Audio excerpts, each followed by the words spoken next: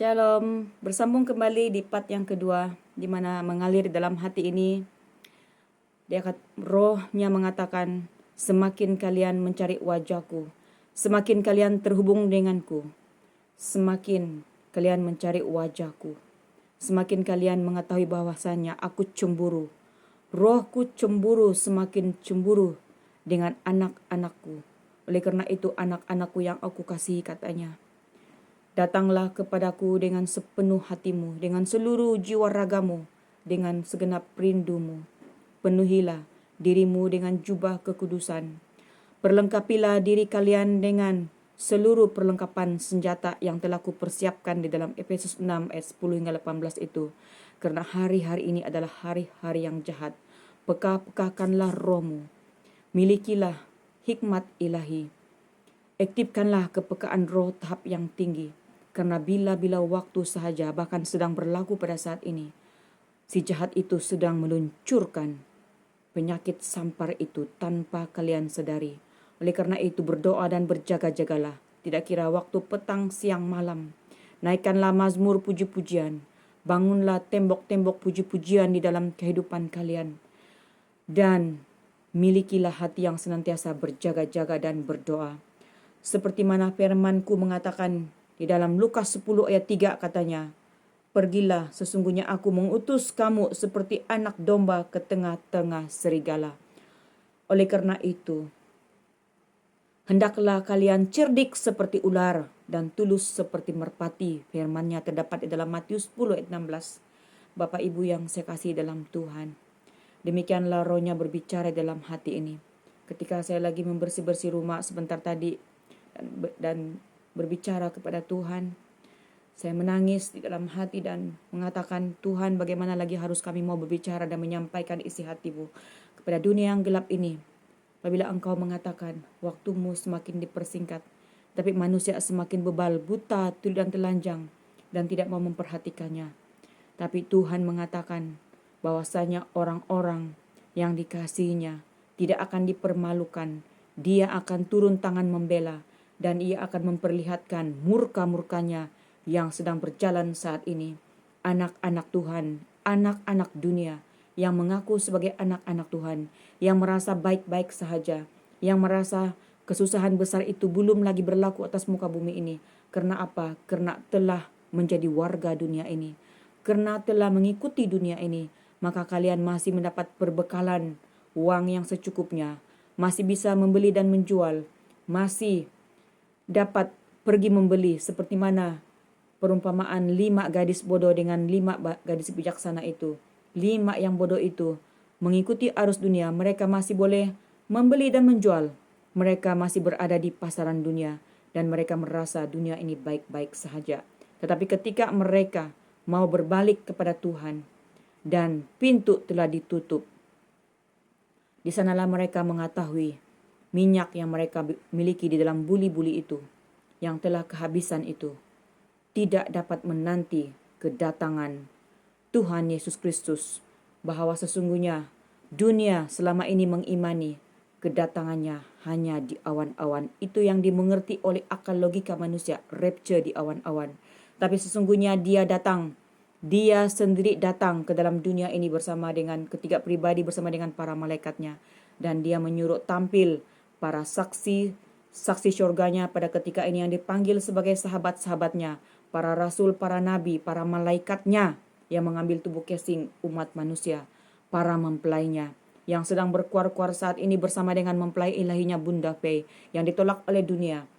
Mereka tidak mengenal pribadi roh Alpha dan Omega yang berdiam di dalam Pak Aditya Nugrohanto. Mengapakah tidak mengenal pribadi ini dan juga pribadi roh Bapa Surgawi yang penuh dengan cinta kasih, penuh dengan rendah hati, berdiam di dalam Pak Eman Lagu, sedang menggiring anak-anak kekasihnya untuk masuk ke kerajaan cahaya, kerajaan 1000 tahun damai yang telah dibukakan itu. Mengapakah anak manusia tidak mau mempercayainya? Karena selubung-selubung, karena kekerasan hati, karena keegoan, karena kesibukan, karena masalah-masalah kehidupan yang tidak ada habisnya. Dan itu menjepit hati, pikiran, mata, jasmani dan rohani anak-anak Tuhan. Maka kepada mereka tidak dapat, walaupun mereka mendengar, tapi mereka tidak mengerti. Dan mereka segera melupakan, masuk kiri keluar kanan. Walaupun mereka melihat, tetapi sepertinya mereka buta. Mereka menganggap semuanya hanya adalah sampah. Mereka menganggap sebagai skema. Mereka menganggap sebagai kebohongan. Mereka menganggap sebagai dusta. Mereka menganggap sebagai hal yang tidak penting, seperti omong kosong. Dan mereka tidak dapat membezakan mana kebenaran dengan mana ketidakbenaran. Tetapi mereka mengaluk-alukan hamba yang daripada dunia ini, yang bergelar hamba-hamba Tuhan, yang ditabis oleh gereja, yang diorden, diangkat oleh dunia, oleh seminari, oleh teologi. Tetapi lihatlah, dunia ilahi pada hari ini mengangkat hamba-hamba ilahinya yang tidak punya gelar, tidak punya title. Maka genaplah firman Tuhan, bahwasanya ia mengangkat orang bodoh, orang hina, orang yang tidak terpandang, orang yang tidak terpelajar, orang yang tidak punya gelar, dan bukan siapa-siapa. Bukankah demikian dalam ketiga pribadi ini? Bukankah demikian mempelai ilahinya? Bukankah demikian Pak Aditya Nugrahanto yang ditolak oleh dunia itu? Bukankah demikian pekerjaan rohnya yang super dahsyat pada saat ketika ini?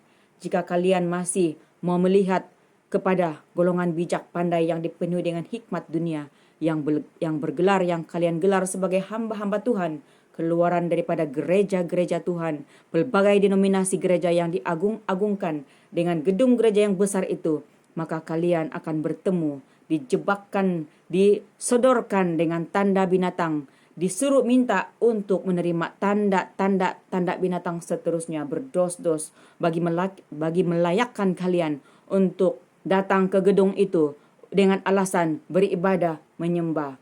Perhatikanlah kebenaran firman Tuhan yang telah tertulis dalam Ibrani, bahwasanya Tuhan tidak tinggal di gedung-gedung yang diciptakan oleh tangan manusia, karena semua itu pada saat ini telah dicemarkan, telah dikuasai oleh si penguasa, si pembinasa keji itu. Tetapi pada saat detik ini, Tuhan, rohnya yang maha kudus, rohnya yang maha suci, berdiam tinggal di dalam bait ilahi, di dalam tubuh anak-anaknya, yang dikuduskan oleh darah Tuhan Yesus Kristus, yang dikuduskan oleh darahnya yang telah tercurah di kayu salib. Bahkan dia sanggup datang kedua kalinya memijakkan kakinya di dalam pribadi Pak Aditya Nugrahanto yang ditolak oleh dunia itu. Dia sanggup menerima tanda binatang itu untuk menetralkan darah umat manusia, tetapi tetap saja dianggap sebagai penghinaan dan kebodohan bagi dunia ini. Bukankah itu sama seperti 2000 tahun yang lalu ketika dia telah banyak melakukan mujizat, banyak melakukan perkara-perkara ajaib, tetap saja golongan Farisi, golongan imam, golongan kitab mengatakan ia dikuasai oleh roh Beelzebul. Demikianlah hari ini orang-orang yang menolak pemberitaan kesaksian ini adalah golongan-golongan yang daripada gedung gereja. Dan kalianlah yang akan dicampakkan dan dibuangkan apabila tidak membuka segala selubung-selubung, apabila tidak membuka hati kepada suara kebenaran, maka telah tersedia akibat yang fatal.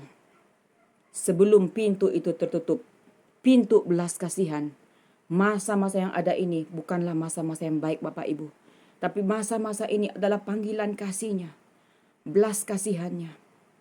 Apa yang dijabarkan, apa yang disampaikan bukanlah omong kosong, tetapi suatu bukti nyata kuasa kasihnya. Sesuatu yang dahsyat, sesuatu yang hebat akan berlaku atas muka bumi ini. Seperti seorang wanita sakit bersalin, tiba-tiba sahaja sedang dan akan berlaku, segera akan berlaku. Bersiaplah, bertindaklah, berjaga-jaga dan berdoa. Haleluya. Tuhan memberkati Bapak Ibu, saudara-saudara yang dikasih dalam Tuhan. Mohon ampun, mohon maaf. Hamba hanya seorang hamba yang hanya mau taat dan setia kepada panggilannya, apa yang disuruhkannya. Lebih taat kepada Dia yang telah memanggil hambanya ini yang tidak punya apa-apa. Di dalam nama Tuhan Yesus Kristus, Tuhan memberkati kita semua. Shalom, shalom, shalom Elohim. Tuhan memberkati. Amin.